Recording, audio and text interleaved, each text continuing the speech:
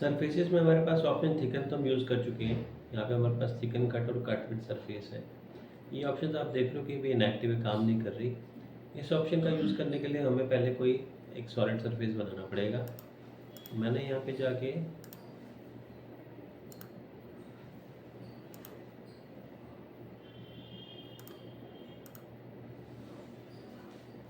देखिए solid object बना दिया।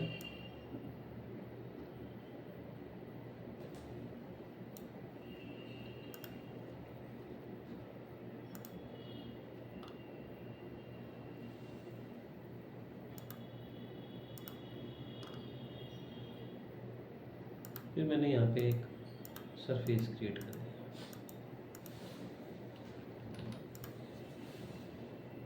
सरफेस को हमने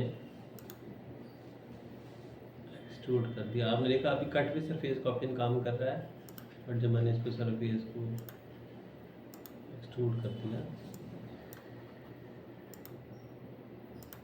तो ये तीनों ऑप्शन काम करने लगे। थिकन तो हम जानते हैं, किसी भी सरफेस को सिलेक्ट करें और थिकनेस प्रोवाइड कर दें तो उसको हम थिकनेस दे सकते हैं, तो हम करते आ रहे हैं।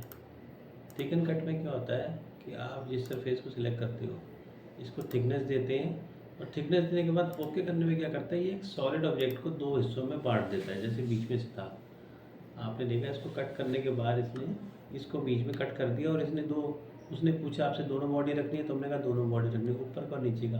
तो अगर हमें किसी सॉलिड को इस शेप में कटिंग करनी हो तो हम उसका यूज़ यहाँ पे कर सकते हैं। ऐसी कट विद सरफेस का ऑप्शन है, हमने सेलेक्ट करा, कट विद सरफेस में एक एरो नज़र आ रहा है, मैंने इसको ओके कर दिया। जिस तरफ में एरो होगा उधर वाला साइड हट जाएगा। ये देखो, अगर मेरे को इनमें से एक ही को मेंटेन करना था तो हम यहाँ से कट विद सरफेस भी कर सकते हैं। तो हम सॉलिड मॉडलिंग में भी इसका यूज़ कर सकते हैं, इन वाली ऑप्शंस का। ठीक है। अच्छा, अब हमारा कमांड कौन सा रह गया था इसमें, फ्री फॉर्म और फील्ड सर्फेस तो हो गया है, रूल सरफेस और फ्री फॉर्म रहेगा।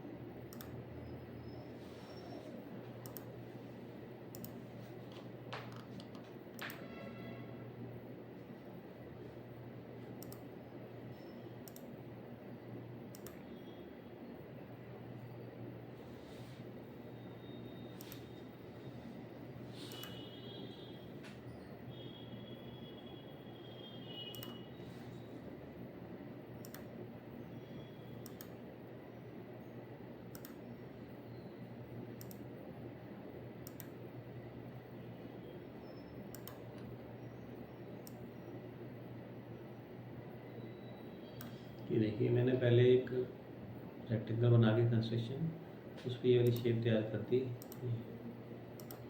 ये शेप बनाई। फिर इसको लेके मैंने प्लानर फेस लिया। आपने देखा अब तक फ्री फॉर्म तो भी एक्टिव ही नहीं है, मैंने यहाँ से जाके इसको सिलेक्ट करके ओके कर दिया, फ्री फॉर्म एक्टिव हो गया। जब आप कोई सरफेस बनाओगे फ्री फॉर्म तभी एक्टिव होगा। हमने कमांड दिया यहाँ से फ्री फॉर्म का, तो इसने कहा आपने सेलेक्ट करने के लिए फेस, आपने जाकर इसको सेलेक्ट करा तो ये देखो कई चीज़ें तो उसमें हम पहले समझ चुके हैं, जैसे कि कर्वेचर कॉम्स और जीब्रा स्टेप से आपको पहले बता चुका हूँ। उसमें हम बात कर रहे हैं यहाँ पे, और ये रही मैच डेंसिटी, आपने 4x4 रखा हुआ है, तो आप देख रहे हो इसके 4 हिस्से कर रहे हैं ऐसे भी फिलहाल। मैं इसको 5 कर दूँगा तो 5 हिस्से करेगा, और कम भी कर सकते हैं इसके, है ना। ये देखो, ये मैच डेंसिटी होता है। ठीक, हमने इसको सिलेक्ट करा। सिलेक्ट करने के बाद हमें क्या करना है, यहाँ पे जाकर क्लिक करना है ऐड कर्व पे। आपने देखा ग्रीन कलर की कर्व बनती दिखाई दे रही है हमें,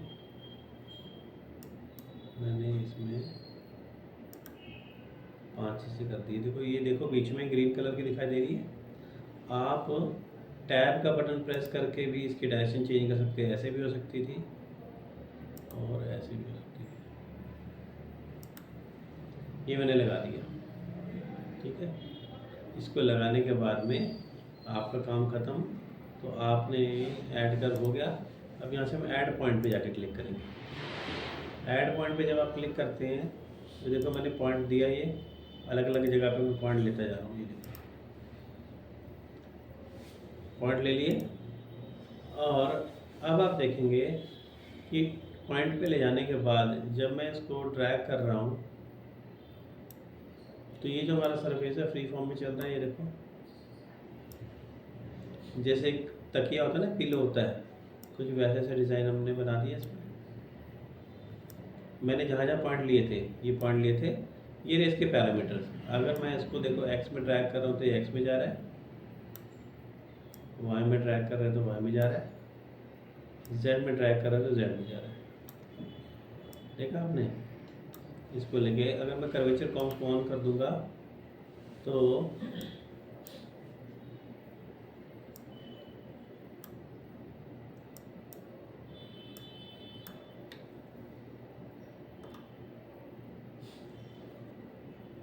ऊपर की तरफ डायरेक्शन जो है हमारी वो वाई की है।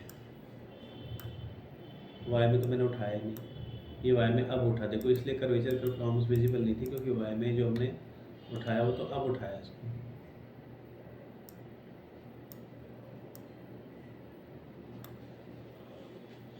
देख रहे हैं?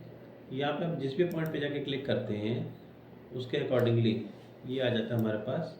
इसे हम ट्रायड कहते हैं। ग्लोबल, सरफेस पे ओरिएंटेशन देखो, और कर्व के साथ अलग अलग, तीनों वाले कंडीशन में इसकी ओरिएंटेशन बदलती जा रही है। आपको जिस भी डायरेक्शन में लेके इसको ऊपर बढ़ाना है, हम इसको वैल्यू दे देंगे ये उस हिसाब से। ये देखो, ये जो हमने एक शेप बनाई, ये एक फ्री फॉर्म शेप है, इसीलिए इसका कमांड का नाम फ्री फॉर्म है।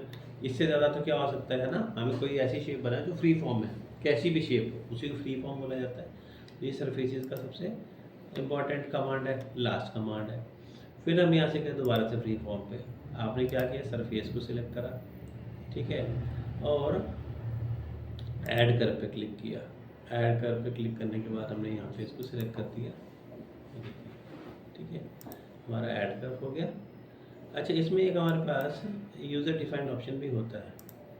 अगर मैंने शुरू में, जैसे हमने भी स्टार्ट किया था तो आप नेचुरल पे थे, ठीक है, मैं दिखाता हूँ आपको। जब हमने स्टार्ट किया तो यहाँ पे कोऑर्डिनेट सिस्टम था नेचुरल। अगर हमने यहाँ से इसको ले लिया यूज़र डिफाइंड, तो यूज़र डिफाइंड करने में आपने देखा डायरेक्शन 1 सिमेट्री और डायरेक्शन 2 सिमेट्री दिखा रहा है। मैंने डायरेक्शन 1 सिमेट्री ले लिया और डायरेक्शन 2 ये इसको मान रहा है और उसको 1 मान रहा है। प्रोसीजर सेम वही है। आपने देखा जब मैं कर्व लगा रहा हूँ दोनों तरफ लग रही कर्व है ना। इवन जो पॉइंट मैं क्लिक कर रहा हूँ वो भी दोनों तरफ सेम आ रहे हैं। इधर से लिए जितनी गैप है उतना वैसे ही मिरर का हाथ दिखाई दे रहा है, मैं आता हूँ, ठीक है। देखा आपने? जब हमारे काम खत्म होता है एंड पॉइंट पे, तो आप इसके ऊपर लेकर जाइए, यहाँ पे एक मूव का आइकन सा दिखाई देगा, जब आप इस पर क्लिक कर दो, क्लिक करने पे आपको यहाँ पर ट्रायड विजिबल होगा। ट्रायड विजिबल जब हो गया तो आप देखो ऊपर की तरफ हमें क्या दिखाई दे रहा है, वाई। मैं अगर इसको हाइट में बढ़ाना चाहूँ तो मैं इसको वाई दूंगा, ये देखो। अब क्योंकि आपने सिमेट्रिकल सेट किया था तो दोनों तरह से वो सेम टू सेम चल रहा है। ये देखो, ये तो सिमेट्रिकल का फ़र्क हुआ। इस तरफ करने से ये जेड की तरफ भाग रहा है और इस तरफ करने से ये एक्स की तरफ भाग रहा है। आप इसको नेगेटिव में भी लेके जा सकते थे, पॉजिटिव में भी लेके जा सकते थे। अब जो शेप हमारे पास बनकर आई वो सिमेट्रिकल शेप ही तो बनकर आई ना, दोनों तरफ से बिल्कुल इक्वल है सेम, ठीक है। ये ऑप्शन हमारा इसमें, तो आपने देखा दोनों ऑप्शंस हमने करके देखे। एक तो है नेचुरल वाला जिसमें हम सिलेक्ट करते हैं और ऐड कर्व करते हैं, सिलेक्ट करते हैं पॉइंट, ऐड पॉइंट करते हैं, और पॉइंट्स को अलग अलग जगह पे आप अपने हिसाब से लगा सकते हो। जैसे मैंने इसमें अलग अलग लगा दिए। पॉइंट लगाने के बाद आप जब इसको दोबारा इस पर क्लिक करना पड़ेगा ऐड पॉइंट पे, फिर आपको ये ऐसे दिखाएगा मूव, है ना, ये ग्लोबल, ये सरफेस और एक कर्व। देखो आप कोऑर्डिनेट सिस्टम इसमें घूम जाता है साथ साथ में। अब हम यहाँ से इसको हाइट दे देते हैं। तो अब मैंने जब इसको चेंज करा तो इसका असर सिर्फ इस पर दिखाई दिया, क्योंकि सिमेट्रिकल जो नहीं था। इसको करा तो इस पर दिखाई दिया, इस पर करा तो इस पर दिखाई दिया। ये देखो, है ना, ये सरफेस, ये कर्व, और ये ग्लोबल, ये सरफेस, ये कर्व और ये ग्लोबल, देख रहे हो। ट्रायड की डायरेक्शन के हिसाब से हम यहाँ पे इसको देते हैं। बम्पर वगैरह बना सकते हो? मैंने बोला ना कुछ भी बना सकते हो। तो फ्री फॉर्म की शेप है, एक तरीके से आपके पास एक शीट दे दी जिसे आप कोई भी शेप में ला के मोल्ड कर सकते हो, बिल्कुल बना सकते हो। बम्पर तो बिल्कुल, वो तो आप बम्पर तो आप सॉलिड मॉडलिंग में भी बना ही सकते हो, मतलब वो सिंपल शेप ही है, कोई ज़्यादा टिपिकल नहीं है, और ये तो बहुत टिपिकल शेप्स बनाने के लिए है। ठीक है, that was free form. Free form से नेक्स्ट हम इसमें करेंगे रूल सरफेस। रूल सरफेस को करने के लिए मुझे पहले कुछ करना पड़ेगा। मैंने यहाँ से फ्रंट प्लेन, पहले इसकी तो ओरिएंटेशन ठीक कर दे, घूम गया था ये सारा। फ्रंट लिया मैंने, यहाँ पे जाके मैंने आर्क का ऑप्शन लिया,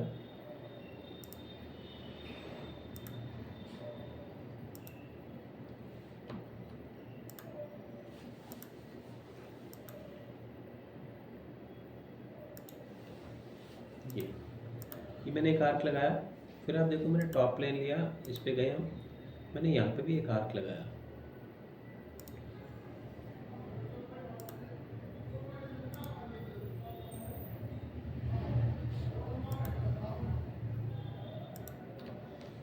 मैंने इस पॉइंट को सिलेक्ट करा और इसको सिलेक्ट करा, कोइंसिडेंट कर दिया। ये इसके साथ, सॉरी ये नहीं करना था, मिड पॉइंट करना था, तो मैंने इसको सिलेक्ट करा और इसको सिलेक्ट करा और मिड पॉइंट का ऑप्शन ले लिया। तो ऐसे इसके साथ जाके लग गया कुछ। ठीक है, आप देखो अपने ये रूल सरफेस का ऑप्शन एक्टिव नहीं है।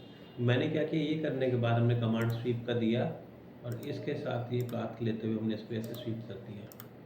अब ये बम्पर जैसा दिख रहा है कुछ, है ना, जो बाइक का जैसे मड गार्ड होता है। कमांड अब आप देखो एक्टिवेट हो गया रूल सरफेस। जब आप रूल सरफेस देते हैं तो कहता है एजेस को सिलेक्ट करो। मैंने यहाँ से जाके एज पहले तो सिलेक्शन करना शुरू किया, ये एज ले ली,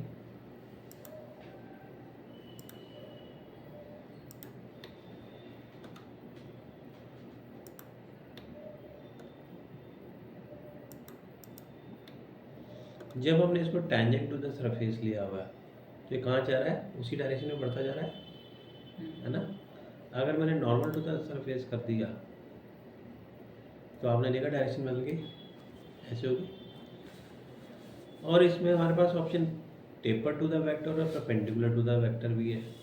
वेक्टर पहले समझा चुका हूँ आपको, ये अंदर की तरफ ले लिया तो अंदर की तरफ चले जाएगा सरफेस, और बाहर की तरफ ले लिया तो बाहर की तरफ चले जाएगा। वेक्टर बता चुका हूँ पहले, बताया था ना पहले वेक्टर, जब कमांड कराया था ये वाला बाउंड्री सरफेस का।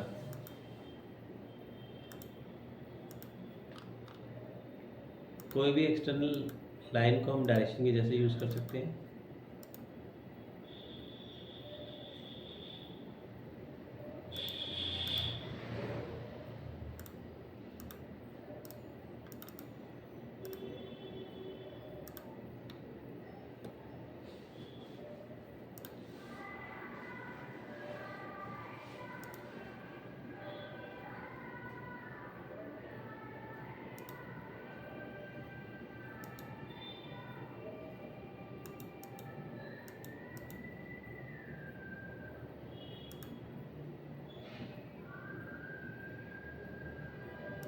वेक्टर डायरेक्शन लेंगे, देखो एंगल कहाँ जा रहा है,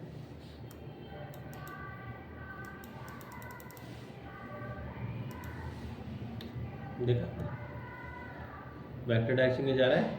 क्या लिया हुआ था, taper to the vector, perpendicular to the vector. Perpendicular पे क्या, उसके 90 डिग्री पे बन रहा है, ये नॉर्मल बन रहा है, ये टेंजेंट बन रहा है। आप देख रहे हो हर बारी रिजल्ट अलग आ रहा है हमारे पास। और स्वीप ले ले तो एक तरह से उसको पाथ मान के वो इस तरफ चलता रहेगा।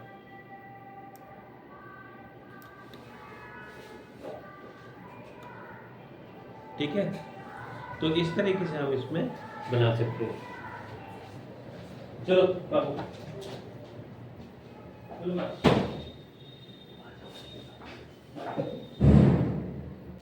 वेक्टर मैंने समझाया था पिछली बारी आपको। अब आप देखो इसको हम वर्चुअली किसी भी शेप में लेके जा सकते हैं। अच्छा, और मैं अलग अलग एजेस के लिए अलग अलग ट्रीटमेंट भी दे सकता हूँ, जैसे रूल सरफेस लिए बने। और फिर से आप देखो कि मैंने क्या किया, ये सिलेक्ट कर लिया इस एज को, तो यहाँ इस एज पे मेरा ट्रीटमेंट अलग जा रहा है। ये टेंजेंट टू द सरफेस है, ये नॉर्मल टू द सरफेस है, टेपर्ड है। मतलब कि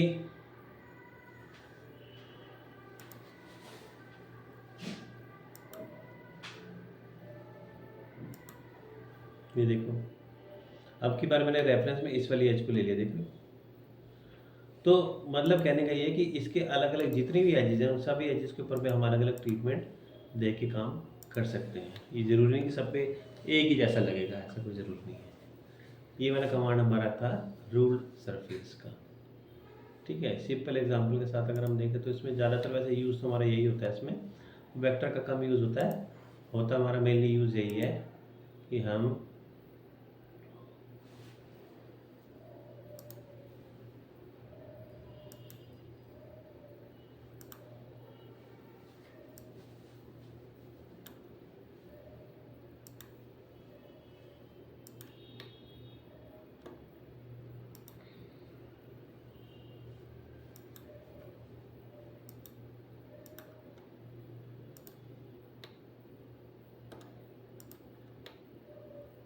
ठीक है।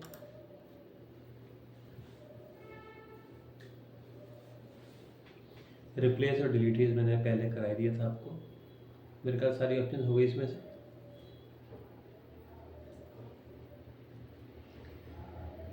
हो गई ना। स्वीप क्लाउड बाउंड्री हो गया था। ये तो सेम बिल्कुल वैसी है जैसे हमने सॉलिड में सीखा था, मैंने आपको सेम नहीं करके दिखाया, ठीक है। तो ये आपका सरफेस मॉडलिंग था, ठीक। इसके साथ आपका सरफेसेस भी कंप्लीट हुआ और सॉलिड वर्क्स भी। आप प्रैक्टिस करके देख लो। कोई भी कमांड अगर आपको ऐसे लगता है जो नहीं समझ आया, रिपीट करने वाला है या मिस हो गया हो, तो मैं आपको दोबारा बता दूंगा। और अब प्रोजेक्ट के ऊपर काम करना है आपने। अब आप यूट्यूब को लेके उसमें बने हुए प्रोजेक्ट्स को साथ बना सकते हो, ठीक है। प्रैक्टिस अगर यहाँ पे आके करना चाहते हो तो अपना लैपटॉप लेकर आओ यहाँ पे, क्योंकि सिस्टम की दिक्कत हो जाती है। और प्रोजेक्ट बनाने में तो 3-4 घंटे का सिस्टम में कम से कम लगता ही लगता है ना। तो या तो फिर अर्ली मॉर्निंग आ जाओ तो सुबह सिस्टम फ्री होते हैं, पर आप